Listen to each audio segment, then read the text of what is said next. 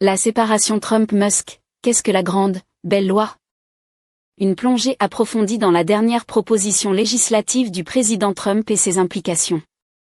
So, the most important thing in politics in America is honoring the promises that you make to the American people. That sacred trust between the voter and the man they elect, in this case, the President of the United States. I, like you, traveled with the President all across the country. Packed arenas, packed airport fields, packed stadiums. And in every one of those campaign rallies, he made a series of very specific promises that helped propel him to a landslide victory. No tax on tips, no tax on Social Security, no tax on overtime, no tax you can deduct if you get an American-made car, the interest from your taxes. Building the Golden Dome to provide a missile defense shield for the United States of America. Passing comprehensive border security and immigration enforcement legislation to both seal up the southern border on a permanent basis and get the people here who don't belong back home. Also, fighting radical transgender insanity. Also, unleashing American energy, deregulating our economy so we can have job growth, making the Trump tax cuts permanent. I could go on and on and on. Each and every one of those promises is codified in this legislation. It is literally as though you took a campaign rally speech and turned it into a bill. The reason it is the big, beautiful bill is because it is a campaign speech turned into a piece of legislation, which is why I'm so proud of the House Republicans for passing this bill and honoring our shared promise to the American people. So now it's headed over to the Senate, and you tick through. We have 3 pages here. Eliminates Medicaid for illegal aliens. Trump saving accounts for kids. Slashes IRS funding. Green New Deal defunded. Energy production unleashed. Tariffs on Chinese-built ships. You go on and on. Who benefits from this? Well, first and foremost, the working and middle-class people of this country benefit. For one, according to our estimates, you're going to see a $13,000 average increase in take-home pay for the typical family. $13,000 through both the combination of economic growth that this bill will unleash, as well as the historic tax cuts that will be unleashed. Again, you're talking about not only making the Trump tax cuts permanent, but the largest package of working class, middle class tax relief that has ever been proposed. You combine that with unleashing American energy, getting rid of wasteful regulations, and also, very importantly, getting the illegal aliens out of the country who are driving down wages for working people. This is the most working class bill that has ever been proposed. I've been in what people call the conservative movement for my entire life, since I was a child, since I was in high school. I never dreamed that we could have a bill as conservative, as transformative, as pro-American as this legislation is. This is the most populist pro-American bill. This is the MAGA agenda in legislative form. I could not be prouder of the people, including the 2 men to my left, who worked with our closest allies in Congress to make this bill into a reality. Well, that's great. And so, Russ Vogt, Director of OMB, I saw you on Will Kane this week, where your sister emailed in to make sure you pronounced your last name right. So, Russ Vogt. True story. No, one of the things obviously we talked a lot about last year and into this year was inflation, and record high inflation under Biden, and there's been some efforts early on to address that. How does this piece of legislation address the cost of living for the American people? Across the board, I just to reiterate one of the points that Stephen made, you have a bill that is so big on promises kept. Any one of the provisions in here would have been the kind of thing that would dominate the entire agenda for an entire year, and we have so many of them in the same bill.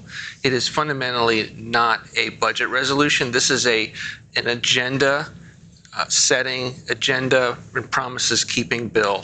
From the inflation side, let's look back to what Biden did, right? So Biden dramatically increased spending, scaled it, used COVID. We'd already funded what was necessary to deal with the COVID pandemic, and he dramatically expanded. And at that moment, you saw inflation really start to become an issue.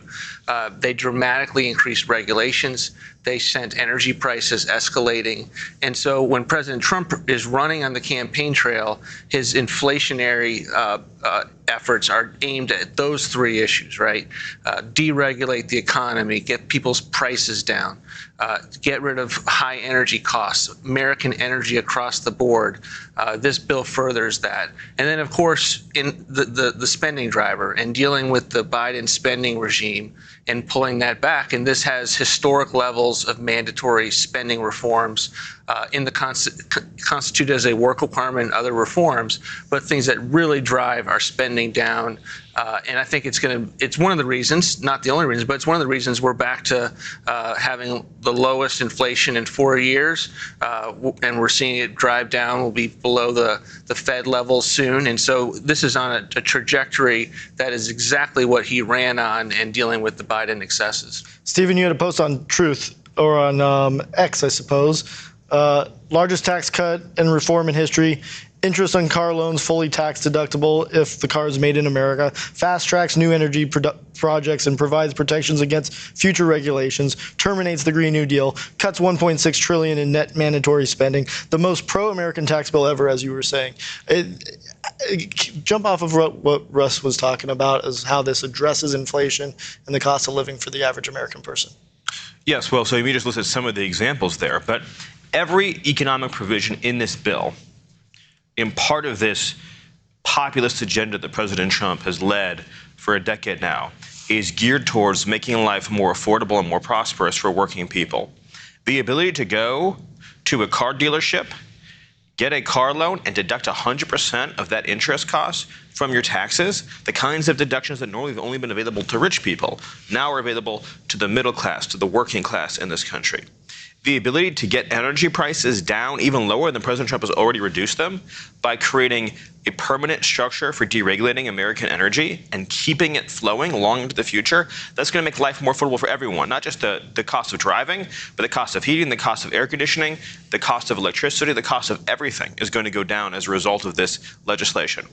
The Trump bonus for families with new children, again, think about who's going to benefit disproportionately from that. It's not going to be rich people. It's going to be middle-class people, working-class people who have children are going to get a Trump savings account for that new child automatically when they're born. And, of course, extending and making permanent the Trump tax cuts from the first administration that also disproportionately benefited the middle and working class. Not to mention, of course, as we've already discussed, no tax on tips, no tax on overtime, no tax on Social Security. All geared towards the people who came out in droves to elect President Trump. There's so much to celebrate in this bill. And again, I don't think it's even possible to convey sort of the point that Russ made.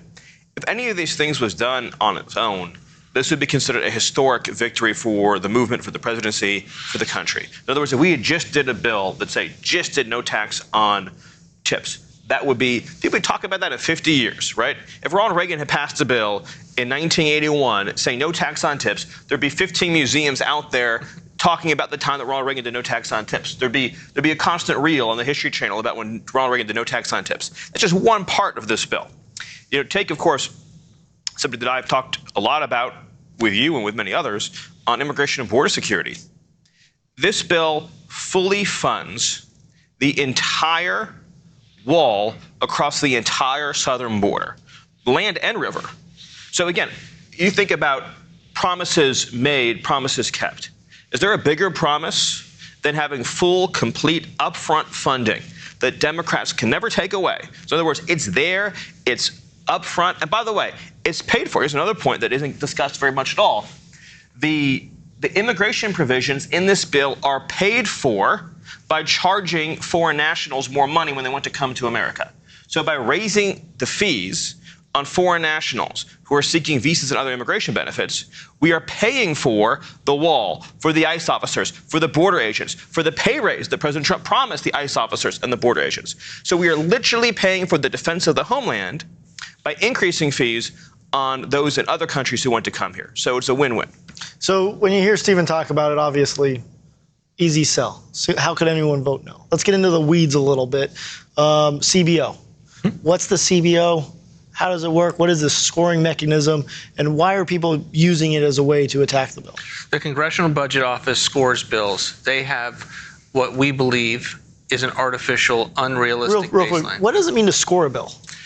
You take a look at what the bill's provisions do, and you take it and you apply it and compare it to current law and current policy, and you say, will this cost more? Will this save more? What should the impact be of the various provisions? Generally with CBO, we have two main issues. We have the first issue is that when they compare it to what is, it is skewed and is artificial. So they make an assumption. They say all current spending, which we're on unaffordable glide paths, right? They say that is extended into eternity. It's called a baseline. When they look at tax law, they don't do that.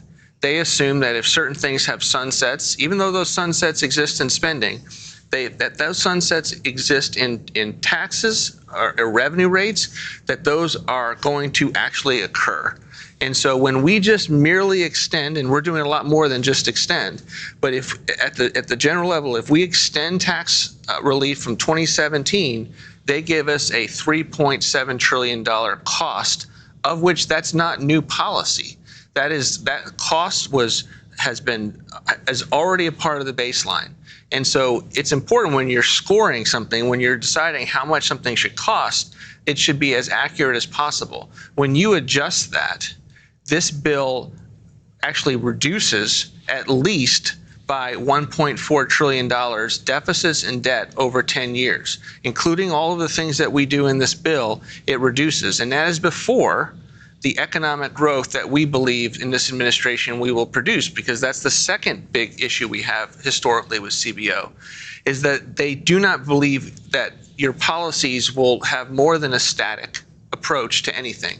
We call this dynamic, and it's typically in the tax side. So not only do they not account for the fact if you allow for a 60% tax increase on people because you haven't extended their tax rates, that might actually have a poor negative economic impact, right? They don't assume that. They don't assume the recessions, the economic woes that would come from that.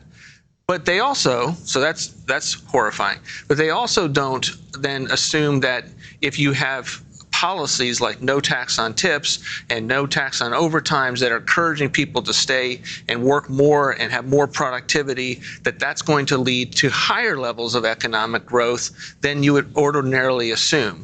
And so that really is the big argument right now that we're having with CBO. And unfortunately, it's not just CBO. It is all of the watchdog groups in this town who, by the way, are policy agnostic.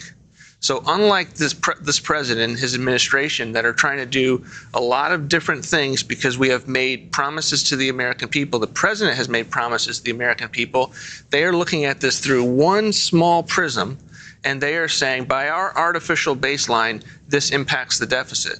Not only are they wrong, but they are being irresponsible because we are not policy agnostic. The president ran and won a landslide, making certain promises to the American people that need to be kept. And this is a bill, not a budget resolution, mind you. This is not a bill that's, hey, what is our full budget picture? This is a procedural bill that is allowed to get through the Senate and avoid the Senate filibuster, in which you want to get as much of your agenda into it as possible. And as a result, certainly needs to be scored, but it's important that it be accurate. I want to break down some of this deficit stuff, some of the CBO issues, because I think it's really important. Believe it or not, I actually was I was a staff on the Budget Committee for 2 years. So for 2 years, I had to learn everything there was to know about the Congressional Budget Office and scoring rules and budget rules. So it's going to get a little bit wonky, but these are really important points. So I want to pick up a little bit on what Russ said.